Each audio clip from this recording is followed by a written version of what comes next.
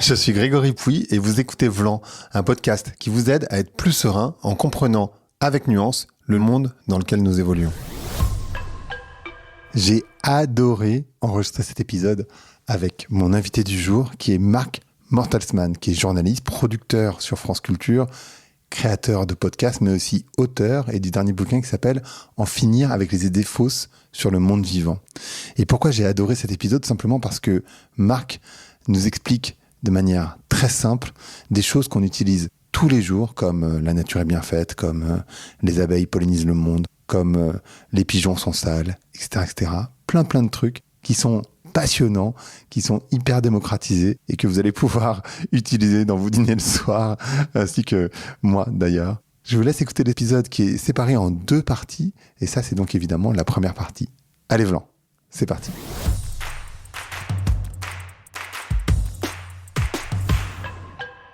Bonjour à toutes, bonjour à tous, bonjour Marc. Salut Greg. Comment ça va? Ça va extrêmement bien. Bon, ravi d'être là. Oui, je sais pas si on peut tout dire, mais je suis dans ta garçonnière parisienne qui est à la fois toute petite et magnifique. Oui, on se sent très bien ici. C'est gentil. Donc tu as écrit un bouquin. Pourquoi écrire un bouquin sur les idées fausses sur le vivant? Ah ok, c'est bien, c'est la meilleure et plus logique question. Écoute, en gros parce que c'est un peu mon sujet depuis quelques années, de ce que je fais dans mes autres podcasts, dans mes bouquins, etc. Mais surtout parce que c'est je pense, le plus énorme trou dans la raquette française, européenne, humaine en général, depuis longtemps. Alors, en clair, il y a beaucoup d'énormités qui sont dites sans que personne les corrige. Je te donne un exemple très clair d'entrée de jeu, et c'est un peu l'exemple fétiche de Bruno David, tu sais, qui est l'ancien président du MNHN, du Muséum National d'Histoire Naturelle. Si dans une soirée mondaine, quelqu'un dit que l'auteur des Misérables, c'est Balzac, il y a des chances qu'il y ait beaucoup de gens qui reprennent l'auteur de cette phrase. En revanche, si tu dis que, par exemple, l'huître, c'est un crustacé, personne va réagir. Non. Ok. Et ça, on peut penser que c'est pas grave, mais moi je pense que c'est grave parce que quand tu scale up, quand tu ramènes ça à tous les sujets qui nous préoccupent aujourd'hui, que ce soit l'océan, le CO2, ce pourquoi se bat L214, etc., 1000 choses, mal connaître le vivant, comment tu veux aider quelque chose que tu ne sais même pas nommer, que tu ne connais même pas. Et justement, est-ce que la nature, elle est bien faite? Ah. Alors, c'est une expression courante, je veux dire, la nature est bien faite. Oui, et t'as raison. Alors, juste peut-être pour que les auditeuristes comprennent, en fait, le bouquin, il est divisé en 9 chapitres, ouais. Et effectivement, tu l'as bien remarqué, il démarre par ce qui est relativement théorique et philosophique presque, sans aller trop loin, et il va vers tout ce qui est beaucoup plus pratique, ce qui concerne tout un chacun au jour le jour, tu vois. Et donc effectivement, la toute première idée fausse, il y en a 75 en tout que je débunk, c'est toute cette histoire, en gros, qui consiste à personnifier le vivant, ce qu'on appelle la nature. Et donc effectivement, qui d'entre nous n'a jamais dit dans sa vie, ou eu envie de penser, ou penser tout court, que oui, la nature est belle ou bien faite, ou qu'elle est mal faite, ou qu'elle est cruelle parfois. Qui n'a pas pensé, quand on a eu le Covid, que c'était la vengeance de la nature? Et pour te la faire très courte, c'est davantage développé dans le bouquin, en effet, c'est une grosse erreur, déjà pour des gens comme moi, qui essayent de faire de la vulgarisation, mais c'est une erreur qui est très courante, y compris chez les scientifiques ou les politiques ou d'autres, que de personnifier la nature pour des raisons qui sont variables. Il y en a qui le font pour des raisons marketing. C'est-à-dire que c'est sympa de dire, tu sais, la terre-mère, la Pachamama, etc., pour plein de raisons. On a encore plus envie de l'aimer quand on dit des choses comme ça. Mais quand on regarde chacun je donne des contre-exemples de tout, par exemple, le contre-exemple de la nature qui est belle, je donne le contre-exemple de ton œil, de mon œil, de nos yeux. Tu vois, c'est à propos de l'œil que un révérend anglais, William Paley, a dit vers 1802 que l'œil est un organe tellement parfait que seule une divinité a pu le créer. Et c'est là qu'il parle du fameux intelligent design, une expression qui a fait Flores depuis. Or, l'œil humain, il est mal foutu. Tu vas comprendre tout de suite. Pourquoi je dis qu'il est mal foutu? Parce qu'en fait, le câblage, tu sais, qui relie nos cellules photoréceptrices à notre cerveau, en toute logique, il devrait être derrière ces cellules, mais en fait, il est devant. C'est comme si tu avais le câblage de ton spot, là, qui illumine mon visage, entre moi et le spot. Donc, tu vois, c'est mal foutu. L'œil de la pieuvre, du poulpe, de ce point de vue-là, est mieux fait. Le câblage est logiquement derrière. Donc, la nature, elle n'est pas nécessairement bien faite. Il y a des trucs qui vont pas, quoi. D'évidence. Il y a des exceptions à tout, ça tu en as l'intuition. Et de la même manière qu'elle n'est pas nécessairement mal faite, et j'en donne aussi des contre-exemples. C'est-à-dire que les contre-exemples que je donne en l'occurrence de mal faites, pour équilibrer un peu, c'est que par exemple tous ces animaux qui font énormément de descendants, tu sais, il y a 2 stratégies dans le vivant. Soit tu fais beaucoup de mômes et tu t'en occupes pas et tu mises sur le fait que quelques-uns vont s'en sortir. Les tortues, par exemple. Soit tu fais comme les tortues, exact, je vois que tu as lu le bouquin, ou les poissons-lunes, ou soit des animaux qui sont des stratèges K, c'est le terme scientifique consacré, qui sont à l'inverse, font très très peu d'enfants, mettent beaucoup de temps à en faire, mais par contre ils investissent tout dans leur éducation, ils les éduquent, etc. Comme les humains. Un peu quoi. Alors pour le coup, l'humain fait partie de cela. Ouais, même ça. Pour les familles nombreuses. Ouais, exact. Oui, parce que finalement, 10 enfants, par rapport à une tortue, c'est. Oui. On fait plus vraiment 10 enfants, mais pour une tortue, c'est ridicule. Sachant qu'il me semble, je ne voudrais pas dire de bêtises pour toi, mais nous sommes des nullipares tous les deux. On n'a pas d'enfants, je crois. Exactement. Bon. Ouais, comme beaucoup de gens. Je vais faire un autre épisode sur la démographie d'ailleurs, sur le monde sans enfants, qui est un autre sujet. Qu'est-ce que tu penses de la loi du plus fort ? J'essaye de reprendre des expressions comme ça qui sont très connues et que tu reprends dans le livre parce que je trouve ça intéressant de les débunker tellement on les utilise en permanence. Alors, effectivement, quand on avance dans le bouquin, on part un peu des dogmes. On vient d'en dire un, la nature est belle ou moche ou que sais-je. Et ensuite, il y a des histoires de lois. Et c'est vrai qu'on est conditionné, l'humain est conditionné pour penser que tout est compétition. Or, dans le vivant, la compétition, c'est loin d'être la seule loi d'airain du vivant. Si tu veux, pour te faire comprendre, c'est difficile dans un podcast, mais imagine une espèce de ligne de base où tout est négatif. Je prends un exemple clair, tu vois, par exemple, dans la savane, la compétition s'illustre, par exemple, entre les lions et les hyènes. Elles se piquent sans arrêt les proies l'une de l'autre, donc elles sont. C'est un effet négatif pour chacune de ces 2 espèces, ok ? Donc ça illustre la compétition. Imagine une ligne au-dessus où là l'effet est nul. Typiquement dans cette même savane, imagine des gnous et à côté des zèbres. Tu vois, il y a suffisamment d'herbes pour tout le monde. On peut penser qu'il y a ce qu'on va appeler ici un neutralisme. Ce neutralisme-là n'existe pas dans le vivant. Il y a toujours un petit avantage ou un petit désavantage. Dans le cas des gnous et des zèbres, c'est toujours bien d'avoir plus d'yeux pour voir les prédateurs, par exemple. Donc c'est juste pour t'illustrer que le neutralisme strict dans le vivant n'existe pas. Et tout au-dessus, il y a un truc qu'on étudie de plus en plus et qui, quelque part, fait plaisir. C'est ce qu'on appelle le mutualisme, c'est-à-dire le fait d'avoir un avantage pour l'un et un avantage pour l'autre, dont la forme à la fois la plus élevée et peut-être la plus connue, tu sais, c'est le corail, dans lequel il y a un petit animal qui s'appelle le polype, qui héberge des algues, en l'occurrence la zooxanthelle, et là il y a un échange très sympa qui se fait. L'algue en gros fournit le couvert, c'est-à-dire qu'elle réalise cette fameuse photosynthèse que le petit animal est incapable de faire, et en échange, l'animal lui fournit le couvert. Tu vois, c'est un échange de bons procédés qui s'appelle la symbiose. Tout le monde a entendu parler de ce terme, et il s'avère que la symbiose est au moins aussi importante que la compétition dans le vivant. Donc ça serait idiot de perpétuer l'idée que tout est drivé par la stricte compétition, la loi du plus fort, qui de fait régit nos rapports humains. Toi, il me semble qu'avant de faire ton fameux podcast, tu faisais du marketing. C'est un truc que tu dois bien connaître. Bien sûr. Une question par rapport à ce que tu dis, est-ce que la relation entre l'homme et le chien, l'homme et le cheval, ce sont des symbioses, ou est-ce que, parce que ça s'est construit comme ça en tout cas entre l'homme et le loup, ou est-ce que c'est pas exactement la même chose? Est-ce que je fais une erreur? Non, alors c'est la première fois qu'on pose cette question, je la trouve intéressante. Ce que tu viens de dire, ce sont des domestications. Clairement, ce sont pas des symbioses.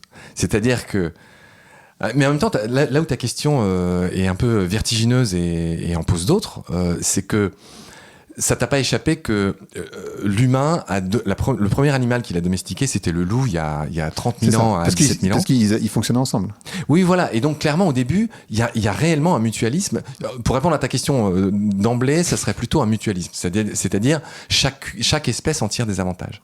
Mais quand tu grattes bien le truc, et c'est l'objet d'une de mes séries de France Culture, en l'occurrence les domestications, tu te rends compte que par exemple, je sais pas si t'es au courant, les chiens ressemblent encore relativement, enfin quoique, il y a des races qui commencent à plus trop, je pense au chihuahua, qui ressemblent plus trop à un loup, tu vois, ou le bulldog français, ce que tu veux. Mais dans le cas d'autres animaux, je prends le mouton par exemple. Tu vois, est-ce que tu aurais eu l'intuition que l'ancêtre du mouton, c'est le mouflon? Je sais pas si tu vois comment c'est un mouflon, c'est une espèce de chèvre très svelte, très agile des montagnes, qui court très vite, qui a des cornes, donc qui est beaucoup plus capable de se défendre et de courir qu'un mouton. Donc la réponse à ta question dépend de si on considère l'individu ou l'espèce en général. Clairement, l'espèce mouflon a rien gagné en se faisant domestiquer et en devenant très faible. Par contre, elle a gagné en sécurité. Si tu veux, c'est ça que l'espèce a gagné. Mais s'ils avaient eu le choix, est-ce que tu crois vraiment qu'ils auraient accepté de se faire parquer toute la journée, tuer au bout d'une vie de je sais pas quoi, et bon. De la même manière pour les vaches, j'imagine. Bah, exactement. Intéressant. Et si je me trompe pas, je sais pas, bon, c'est pas le sujet de ton livre, mais les chats ont été domestiqués plus tard. C'est pour ça qu'ils sont un peu plus sauvages aussi, quelque part. Oui, c'est intéressant le chat. Moi, c'est vraiment un sujet qui m'intéresse. C'est pour ça que j'en ai fait une série sur France Culture.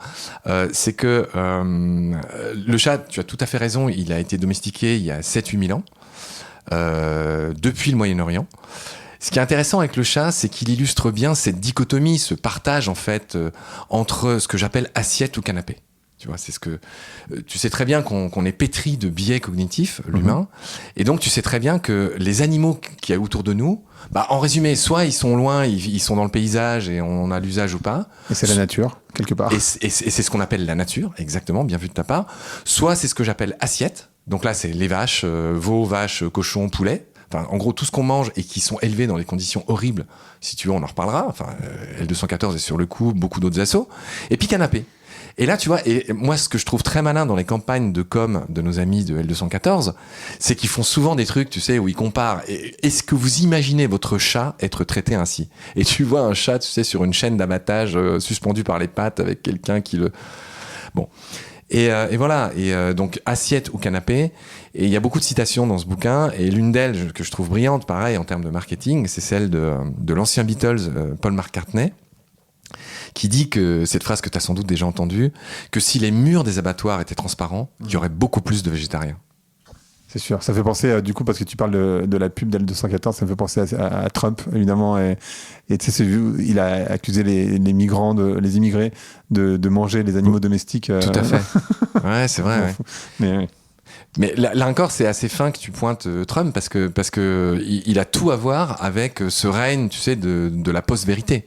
Enfin, c'est-à-dire le mec balance des trucs, et heureusement, dans son cas, presque ça profite à Kamala Harris, mais bon. Ouais, mais oui, parce qu'en fait, c'est tellement gros. Oui, ouais, plus c'est gros, plus ça passe, mais il y a des limites. Et tu vois ce que j'ai trouvé bien en parlant d'un mec qui fait la même profession que moi, le journaliste. Alors j'ai pas vu cette scène, mais je l'ai lu, on me l'a raconté. Apparemment, le journaliste qui animait le débat a eu le courage, pour pas dire les couilles, de tout de suite lui dire que c'était pas vrai. Tu vois ? Et là, je trouve qu'il y a eu un vrai changement. Et ça, par rapport à mes préoccupations, tu vois, les idées fausses sur le vivant. Tout à l'heure, je te donnais l'exemple de l'huître. Tu sais, si quelqu'un dit que l'huître c'est un crustacé ou n'importe quoi et que personne pige et personne, malgré tout, moi, je forme le vœu que mon bouquin, c'est une petite goutte d'eau dans cet océan de volonté de rectifier. Et en tout cas, d'apporter, tu vois, juste des bases aux gens pour que chacun se responsabilise un peu, tu vois, et qu'on mette tous ensemble un espèce de grand coup de pied dans cette fourmilière d'idées reçues, qui font que, insidieusement, tu vois, en fait, la cause de la biodive, là, qui est un espèce de truc théorique, n'avance pas du tout, que ce soit dans les jardins des gens, dans ta tête, dans la mienne, collectivement. Enfin, tu vois que ça continue à aller très mal, en fait. Je veux pas être une Cassandre. Non, mais en fait, ça n'avance pas. Moi, je crois que ça n'avance pas parce que on est dans un débat d'idées avec des gens qui vont dire écologie, des autres qui vont dire économie, des gens qui vont dire écologie, d'autres qui vont dire mode de vie, enfin qualité de vie, etc. Et en fait, on est dans une sorte de dichotomie qui est finalement la représentation de nos contradictions personnelles à toutes et à tous dans cette société d'hyperconsommation. Et ça fait avancer personne. Et je pense qu'il faut déplacer le débat. C'est juste ça, en fait. Parce que du coup, si tu restes sur un... Moi, c'est mon point de vue, mais je dis pas que j'ai raison, d'ailleurs. Mais je pense que quand tu restes sur un point de vue très militant, tu restes dans le débat, et le débat, malheureusement, même s'il est intéressant intellectuellement, il fait pas avancer le schmilblick. En tout cas, il fait pas avancer ton sujet, d'une certaine manière. C'est important de débattre, mais... Les écologistes sont hyper importants, les militants sont très importants, mais il y a un moment donné, ça fait pas avancer le débat. Tu viens de dire quelque chose de très juste qui est une des racines du mal. Alors, on a discuté avant l'émission et tu me disais que tu avais invité, que tu allais recevoir demain Albert Moukébert, qui est ce gars qui, comme moi, bosse pour France Culture et qui fait des podcasts aussi. Et qui débunk dans son dernier livre. Et qui débunk aussi. Et qui a dit une phrase que je cite souvent, c'est qu'aujourd'hui, ce qui est censé être l'agora est devenu l'aréna. C'est-à-dire que ce qui compte aujourd'hui, c'est de dire que t'aimes ou que t'aimes pas.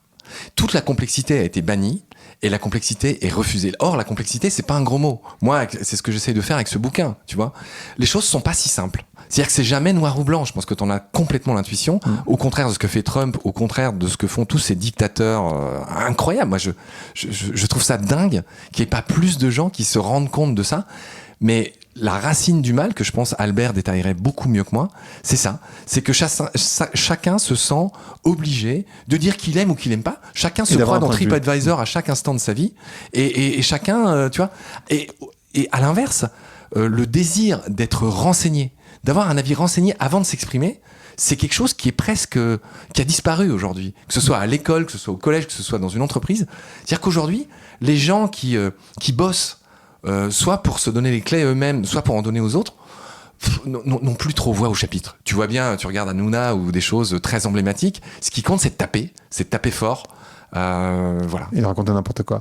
Pour toi, parmi toutes les idées fausses que tu relèves, c'est quoi celle que les gens qui nous écoutent devraient absolument avoir en tête? Alors, tu as pris l'exemple de lui, je suis pas sûr que ce soit l'exemple que tu prendrais parmi les exemples les plus importants, mais ouais, c'est intéressant de comprendre pour toi, admettons, bon, peut-être pas 10, mais les 5-6 idées fausses sur le vivant, les plus importantes. Alors, je commencerai par te dire que nul n'est prophète en son pays. Je dis ça pour moi, pour deux raisons. La première, c'est que certaines idées fausses que je débunk dans ce bouquin, je les ai commises moi-même. Si tu veux, on en passera en vue. Et c'est vraiment, tu vois, pour ne pas que les gens croient qu'en gros, dans le monde, t'as les sachants et ceux qui savent pas. Ça marche pas comme ça. Juste, t'es curieux ou t'es pas curieux. Tu vérifies ou tu vérifies pas. Pour répondre à ta question, je dirais que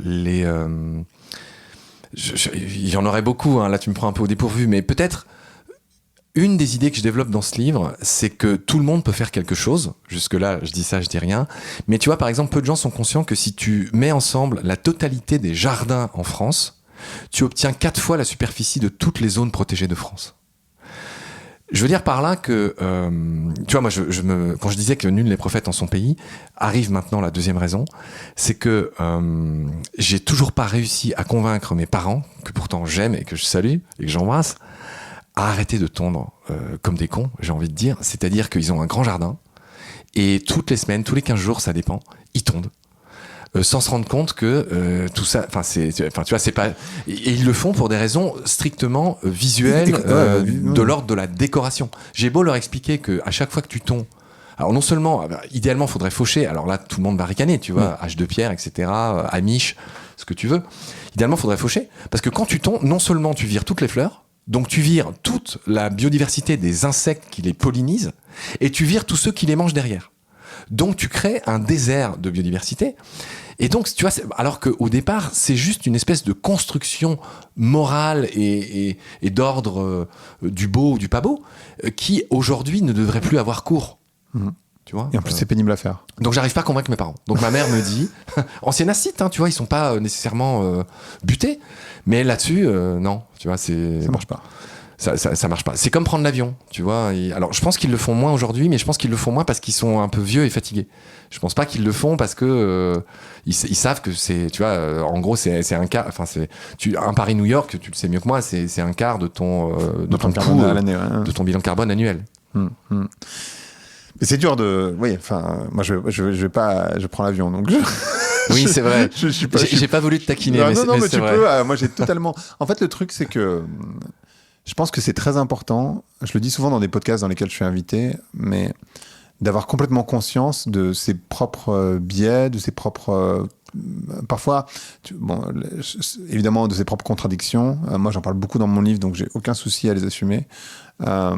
Et aussi, parfois, de ses propres pensées, tu vois, parce que tu peux penser des choses et faire l'inverse. Et c'est OK. Tu vois, l'important, c'est de pas nier. Pour moi, ce qui me gêne, c'est plus les gens qui nient et qui disent oui, mais moi, qui essayent de trouver des excuses, tu vois, qui font oui, mais moi, je trie mes ordures ou je mange pas de viande. Enfin, là, le problème, c'est que tu peux pas faire de soustraction, donc. Dans ce bouquin, je rebondis sur ce que tu viens de dire parce que j'ai mis au début de chaque chapitre, alors pour le coup c'est vraiment pas original, mais j'ai mis une citation. Au début j'en ai récupéré une centaine et j'en ai 10 ou 20 par chapitre qui collent bien avec le message que j'essaye de faire passer dans le chapitre. Et ce qui colle avec ce que tu viens de dire, c'est une citation de Jacques Prévert qui dit « Si quelqu'un vous dit « je me tue à vous le répéter », laissez-le mourir. C'est assez juste. Donc tu dirais... Alors attends, parce que l'idée essentielle que tu voulais faire passer, j'essaie de m'en souvenir, pardon, parce que tu as pris l'exemple de tes parents, mais parce que je te demandais les idées fausses sur le vivant, et tu m'as parlé de tes parents, mais c'était quoi l'idée fausse du coup? C'était un peu l'idée d'humilité. Enfin, il y a, comme d'habitude, comme d'habitude dans ce que je dis, il y a malheureusement, c'est un espèce de grand tiroir un peu fatraque, pardonne-moi. Mais, non, pas du tout. Mais pour mettre un peu d'ordre, je disais que nul n'est prophète en son pays, donc j'arrive pas à convaincre mes propres parents qui pourraient réfléchir à faire de leur jardin un oasis de vie, là où ils ne voient qu'un truc décoratif et éventuellement un potager. C'est vrai, enfin, les gens pourraient réfléchir, il n'y a pas que moi qui le dis, tu vois, à juste tondre les zones de passage.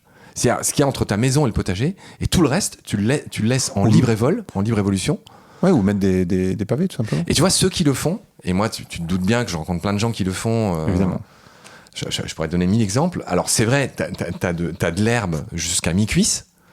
T'as plein de fleurs, t'as beaucoup de choses. Ça paraît un bordel. L'humain est pas habitué à ça. Mais alors, par contre, t'as beaucoup plus tout de suite. Hein. Enfin, il y a pas besoin d'être un grand savant, un immense entomologiste ou naturaliste pour voir que, mais oui, t'as beaucoup plus de papillons, d'abeilles, etc. Et t'as tout ce qui suit derrière. Tu sais, les gens. Enfin, à nouveau, biais cognitif. Juste pour te recentrer, parce que si t'as besoin de mon message principal, en fait, il y en a que quelques-uns. L'un d'eux, c'est comment tu peux te désoler de voir moins d'oiseaux chaque année et ne pas tout faire pour leur rendre service. Et leur rendre service, c'est pas que installer des nichoirs en plastique. Ou mettre des miettes de pain qui sont pas très bonnes pour eux, par ailleurs. Certes, mais le premier truc dont ils ont besoin, les oiseaux, c'est d'avoir de quoi à bouffer. Et qu'est-ce qu'ils bouffent? Les insectes. Tu sais très bien, tu as sans doute entendu parler du fait qu'il y a 80% des insectes qui ont disparu en 30 ans, selon une étude allemande, etc., célèbre. Donc, et tu vois, et là j'en reviens à mes parents. J'essaie de leur faire comprendre, mais on n'arrive jamais jusque-là, parce que tu parlais de buter tout à l'heure, de ce point de vue-là, pourtant je leur dois tout, tu vois, je les adore, mes parents. Ouais, bien sûr. Mais ils veulent pas entendre, et l'argument massu de ma mère, ça continue à être, je trouve pas ça beau, donc je fais pas. Ouais. Il faut aussi savoir, on va pas rentrer dans trop de complexité, puis t'as peut-être envie de passer à autre chose, mais que dans certains endroits, t'es obligé de tondre ton jardin. C'est-à-dire qu'il y a des espèces de règlements selon les villes ou quoi. Oui, parce que t'es obligé. Et moi, j'ai déjà entendu dire que t'étais obligé. J'ai du mal à le croire, mais... Non, mais moi, ça ne me surprend pas. J'avais reçu Isabelle Saporta il y a très longtemps sur les vignobles en particulier et sur l'agriculture bio. Et en fait... c'est hyper difficile parce que du coup, ils te mettent des bâtons dans les roues. Ouais. Voilà. Est-ce qu'il y a un moment ou une expérience qui a fait que tu t'es autant passionné pour le vivant à un moment donné? Enfin, je sais pas si c'est quelque chose que tu tiens de l'enfance ou comment ça marche.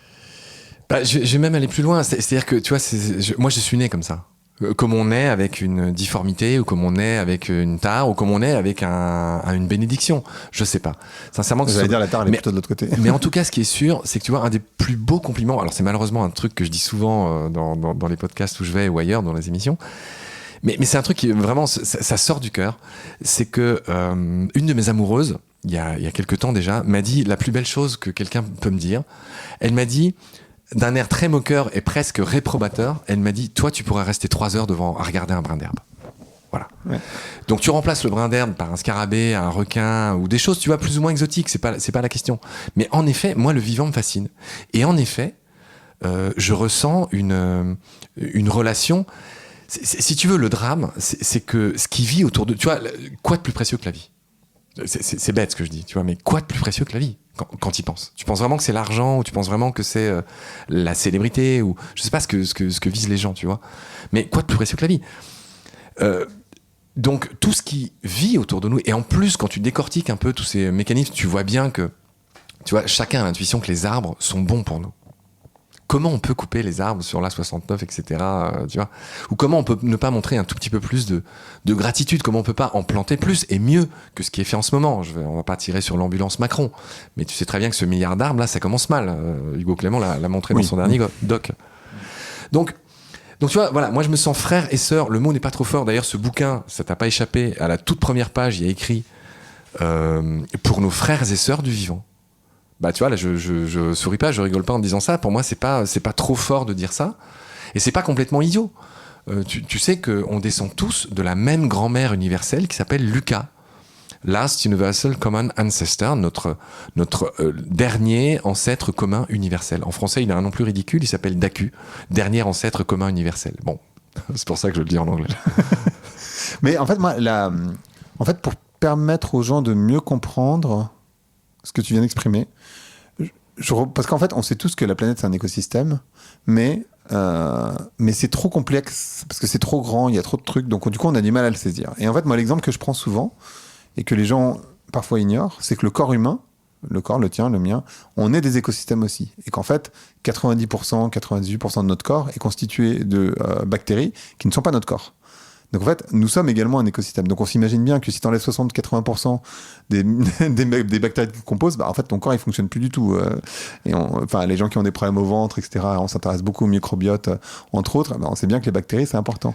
Donc à partir du moment où tu n'as plus tes bactéries, ça marche plus. Pareil pour la température. Les gens ils disent mais 3 degrés, si tu passes de 37 à 40, au bout d'une semaine t'es mort. 40 degrés sur un écosystème, c'est énorme. Et voilà, et sur ton corps humain, 33 degrés, c'est beaucoup. Et moi, j'aime bien prendre ces exemples-là parce que ça permet de remettre une dimension qui est mieux contrôlée qui est mieux compréhensible et tu vois, appréhendable, on dit ça. Si tu le dis, t'as le droit. Qu'on peut mieux appréhender, en tout cas, en tant qu'humain. Parce que sinon, la nature, on se dit, oui, mais alors attends, c'est quoi le rôle? J'ai eu cette discussion, c'était ce week-end. Ouais, mais les abeilles, on sait tous qu'elles ont un rôle, mais les guêpes, est-ce que vraiment les guêpes, elles ont un rôle? Tu vois, et c'est quoi le rôle de la guêpe? Et c'est quoi le rôle des moustiques? Est-ce qu'un monde sans moustiques, ça serait pas mieux? Alors, si tu veux bien, je veux bien répondre à ça. La première chose, c'est que je vais te taquiner avec toute l'amitié. Vas-y. C'est que je sais pas pourquoi tu dis que l'humain est composé de 98% de bactéries. Je vais juste rectifier si tu veux bien. Débunk-moi. Alors un peu ça. Non, alors dans le corps humain, c'est vrai que il me semble qu'il y a à peu près autant de bactéries qu'on a de cellules. On a, toi et moi, on est des grands gaillards, on fait 1m90. Toi et moi, on a sans doute plus de 2 kilos de bactéries dans notre ventre. Et donc, il y a autant de bactéries de cellules. Mais en termes de poids, c'est juste 2 kilos. Voilà. Donc ça, c'est le premier truc. Le deuxième truc, tu me parlais à quoi ça sert les moustiques, les punaises, ou je sais plus ce que tu as dit. Les guêpes.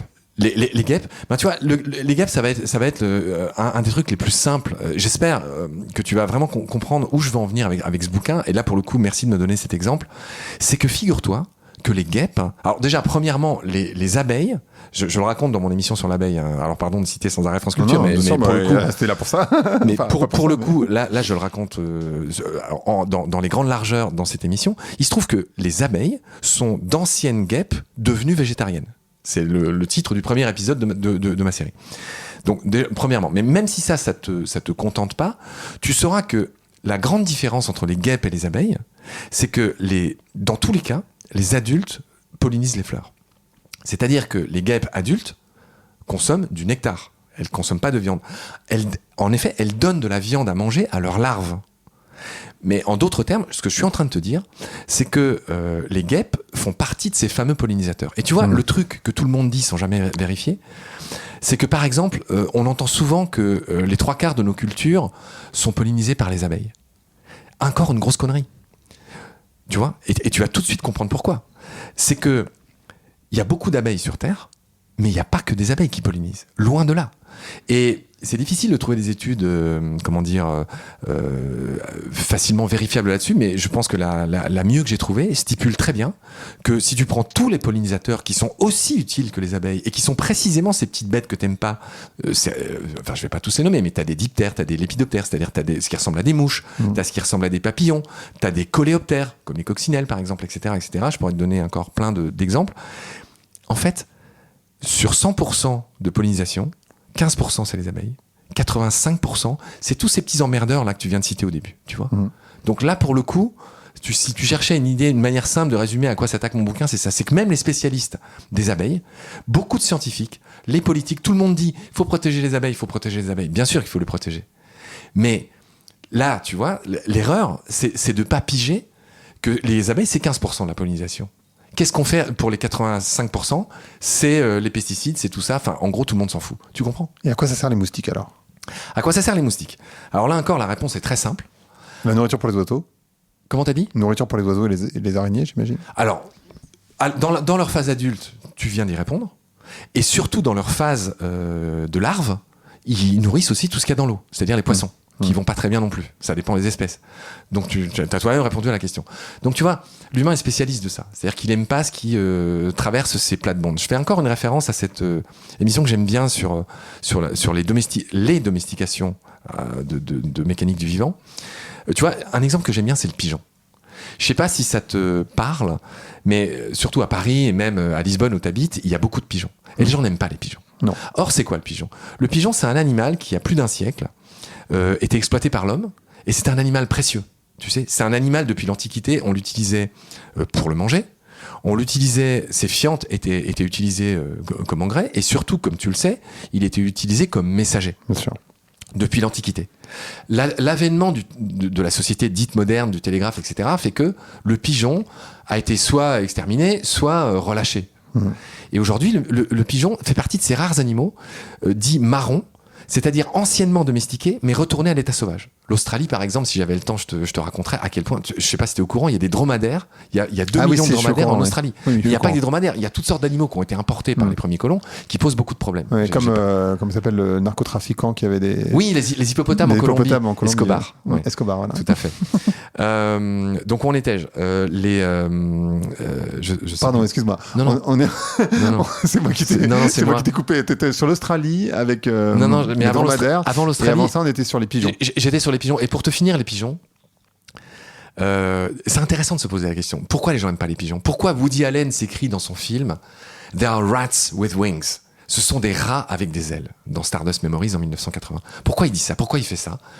Parce que je pense qu'en son fort intérieur, l'humain n'aime pas que des animaux qu'il a autrefois exploités, le mot n'est pas trop fort, en gros fassent leur vie, aillent chier sur nos statuts, ça t'a pas échappé, et soient perçus comme des animaux sales et pas intéressants. Tu vois, ce qu'on peut pas exploiter, on l'aime pas.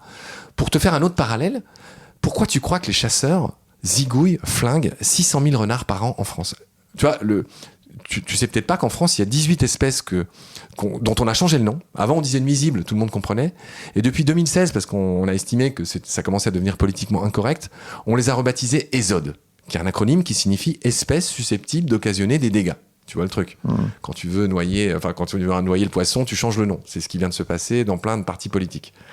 Eh bien, les chasseurs, tu vois, en gros, c'est eux qui font que les départements cochent les cases de ces fameuses 18 espèces. J'ai pas le temps de te déployer la liste, mais bien sûr. Le premier de toutes, c'est le renard, qui est chassable, piégeable toute l'année, quasiment partout. Et tu vois, c'est encore une idée fausse que je débunk dans le bouquin. Tu vas tout de suite comprendre. C'est-à-dire que quand tu flingues un renard et que son territoire devient vacant, qu'est-ce que tu crois qui se passe ? Il y a un autre renard qui vient très peu de temps après. Oui, c'est logique en même temps. C'est un peu comme pour les loups, tu vois. Les loups, alors c'est vrai qu'en ce moment, tu vois, sauf qu'on les a tous tués, donc du coup il y en a de moins en moins. C'est comme les requins, quoi. Mais alors effectivement, mais tu vois le coup des loups. À l'heure où on parle, là, on est début 2024. Je pense on est fin 2024, non ? Alors je te prie de m'excuser. À l'heure où on parle, on est en septembre 2024. Je pense qu'il y a entre 1300 et 1400 loups en France. C'est de cet ordre de grandeur-là. Mais ce qui se passe, c'est qu'ils sont encore pas partout en France. Les meutes, elles ont quasiment entièrement recolonisé l'arc alpin, tu sais, en venant d'Italie. Là où il y a ces meutes, je vais essayer de faire très court, si tu veux, les loups, et tu vois, tu as dit tout à l'heure quelque chose que je voudrais rectifier maintenant. Tu as dit, on a l'impression que les lois du vivant, son fonctionnement est très complexe. En fait, il y a 3 lois qui régissent le vivant. Je finis mon exemple des loups pour te donner la première. Les loups, c'est très simple, ils se régulent entre eux. Pareil pour les renards, c'est ce que je t'ai dit. Tu vois, ils défendent leur territoire. Il y a beaucoup d'animaux qui font ça. Donc, dès que tu as un territoire, tu le défends. Et donc, soit celui qui veut le conquérir, il y arrive, soit il va voir ailleurs. Donc tu sais, bon. Donc c'est ce qui se passe avec les loups, c'est ce qui se passe avec les renards, et c'est la raison pour laquelle, et c'est pas que la seule raison pour laquelle c'est idiot de tuer les renards. Je sais pas si t'es au courant, mais un seul renard mange entre 2000 et 6000 campagnols par an. Les campagnols, c'est un des plus grands ennemis des agriculteurs. Ils rongent ce qu'on appelle le collet des plantes, les racines, etc. Et donc, les renards, c'est le meilleur rodenticide, bio-rodenticide, tu sais, c'est contre les rongeurs. Bon, maintenant j'en reviens aux 3 lois que j'espère, même toi, quand on va se revoir et quand on va trinquer à Lisbonne, parce que j'adore cette ville dans laquelle tu habites, j'espère que quand on se reverra, tu te souviendras de ces 3 lois du vivant qui sont pas si difficiles à retenir. La première, c'est que plus il y a de diversité, plus un milieu est solide. Et là, je t'en donne un exemple très concret. Tu sais, tu as bien l'intuition qu'en France, il y a plein de pans de forêt, surtout plantés d'ailleurs, où, tu sais, des champs d'arbres, des monocultures, qui sont attaqués par le scolyte. Ce sont surtout des conifères, des sapins, des arbres comme ça. Eh bien, tu vois, là, c'est l'illustration du fait qu'il n'y a pas assez de biodiversité dans ces champs d'arbres. C'est-à-dire que, je te le redis, plus un milieu est divers, plus il est solide, plus il est résilient en cas de catastrophe, plus il repart, plus il arrive à s'auto-réguler. Donc ça, c'est le premier principe du vivant qui est quand même pas dégueu, tu vois. Je pense que même pour l'humain, c'est sympa. La deuxième grande loi du vivant, ce sont les ressources qui limitent les populations. C'est ce que je te disais, ça vaut pour le renard, ça vaut pour le loup, ça vaut pour tous les prédateurs. Enfin, tu vois, si j'en prends un plus exotique, le lynx bleu du Canada, lui, il dépend du lièvre. Alors, il est très monoproie, lui. Il dépend du lièvre américain, qui devient blanc en hiver, tu sais, comme notre lièvre variable en Europe. Enfin, bref. Et les années où il y a moins de lièvres, il y a moins de lynx. Donc, tu vois, c'est simple. Donc, ils se reproduisent pas ? Bah, alors, non seulement ils se reproduisent pas, mais il y en a certains qui meurent parce qu'ils ont beaucoup moins à bouffer. Donc sur une population totale, enfin c'est un truc qu'on constaterait chez l'humain. Tu vois bien. Je suis désolé de prendre cet exemple, mais tu vois bien que dans certains pays, l'espérance de vie est moindre. Alors je dis pas que malgré tout, on arrive à un degré de progrès tel, mais tu vois, alors je veux pas partir dans trop de directions différentes, mais ça c'est ce qui caractérise l'humain. Tu vois, une des thèses que je développe dans mes émissions et un peu dans ce bouquin, c'est que l'humain s'est auto-domestiqué. C'est-à-dire que de manière complètement folle, sans s'en rendre compte, depuis 300 000 ans, depuis Homo sapiens, c'est l'apparition de 300 000 ans, c'est l'apparition d'Homo sapiens, eh bien, on pense que l'homme se serait auto-domestiqué, c'est-à-dire qu'à notre insu, ce seraient les individus les plus sociables, les plus capables d'empathie, les plus capables de protéger les plus faibles d'entre nous, qui se sont agrégés ensemble, qui ont formé les premières tribus et qui ont pu conquérir non seulement le reste du vivant, l'asservir, mais aussi, tu vois, éradiquer Néandertal. Je sais pas si tu es au courant, à une époque, il y avait 5 espèces d'homos qui peuplaient la Terre au même moment. Le plus connu est Néandertal, dont on garde 2 à 3% de gènes. Donc, pardon, je fais 1000 digressions, mais je voulais juste finir. Mais on va passer sur la 3e loi, mais... Je voulais, voilà, c'est bien, t'as pas perdu de vue le truc. Et la 3e loi, c'est que tout est interconnecté. C'est-à-dire que la bonne métaphore de ça, c'est le mur en pierre sèche. Tu vois, c'est un empilement de pierres qui bâtit un mur. Tu peux retirer une pierre par-ci, par-là. Mais à un moment donné, si tu as retiré trop de pierres, le mur, il s'écroule. Le mur de quoi ? On va dire le mur de ta maison. Si c'est un mur porteur, bof, tu vois. Donc tu vas pas me dire que ces 3 lois-là ne pourraient pas être gravées au fronton des écoles, ne pourraient pas faire partie d'un programme de SVT à je ne sais quel stade et répéter en primaire, puis au collège, etc. Est-ce que c'est nul de savoir ça ? Est-ce que ça sert à rien ? D'évidence, moi je pense que non. Je pense que ça devrait être enseigné. Je pense que les profs pourraient être formés pour ça. Encore une fois, ma maman, là, tu sais, celle qui tombe. La même. Voilà, la même, que j'embrasse. Hein. Chère maman, je t'embrasse, décidément. Voilà. Donc je sais pas si tu seras d'accord pour dire ça, mais en fait il y a rien de trop compliqué, mais c'est des trucs qu'on sait pas. Tu vois, même toi t'as dit tout à l'heure, et je t'en veux pas, t'as dit on a l'impression que c'est complexe ces trucs, mais en fait avec ces 3 lois là, t'as à peu près, tu vois, c'est beaucoup plus simple qu'un moteur de, je sais pas ce que t'as comme bagnole. J'ai pas de voiture. Voilà, ça c'était une question piège. Merci d'avoir écouté Vlan. Si vous avez aimé l'émission, n'hésitez pas à mettre des étoiles sur vos plateformes de podcast préférées. Vous pouvez aussi partager l'épisode sur vos réseaux sociaux, Instagram Stories, Facebook, LinkedIn, où vous voulez. Je suis Grégory Pouy. Vous pouvez me retrouver sur l'intégralité des plateformes sous le nom Greg from Paris. Si vous avez des idées pour des invités, si vous avez des commentaires, n'hésitez surtout pas à m'envoyer un message. Allez, merci et à bientôt.